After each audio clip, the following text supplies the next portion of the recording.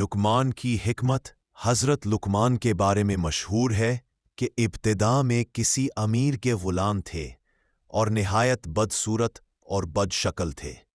امیر کے دوسرے غلاموں میں لقمان جیسا کوئی بھی نہ تھا، سبھی اچھی صورت شکل والے تھے۔ وہ ہمیشہ لقمان کا مذاق اڑایا کرتے، اپنے حصے کا کام بھی ان پر لاد دیتے اور امیر سے جا و بے جا شکایتیں کرتے۔ لیکن حضرت لقمان کبھی شکایت کا ایک لفظ بھی زبان پر نہ لاتے، اگرچہ سر سے پاؤں تک جسم کا رنگ سیاہ تھا، مگر انتہائی دانا اور عقل مند تھے۔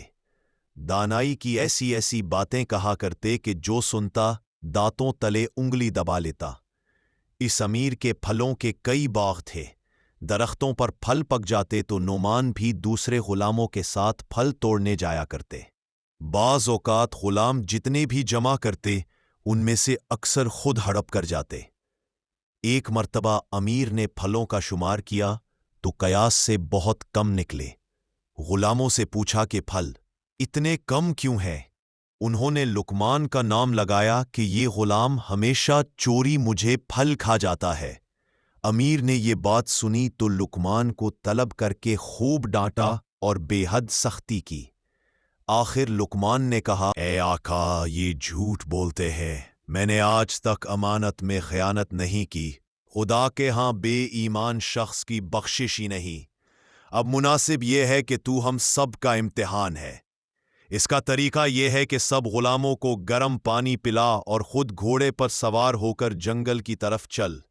غلاموں کو حکم دے کہ گھوڑے کے ساتھ ساتھ دوڑیں۔ خدا نے چاہا تو سب بھید کھل جائے گا کہ میں سچ کہتا ہوں یا جھوٹ۔ امیر کو لقمان کی یہ بات پسند آئی۔ اس نے سب غلاموں کو اٹھایا، کو زبردستی گرم پانی پلایا۔ لقمان نے بھی پیا۔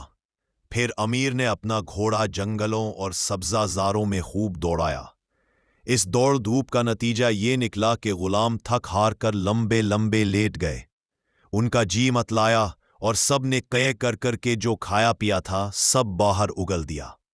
لقمان نے جو قے کی وہ بالکل صاف تھی، ان کے معدے سے پھلوں کے ٹکڑے برآمد نہیں ہوئے۔ یہ دیکھ کر امیر کو لقمان کی سچائی اور حکمت پر یقین آیا۔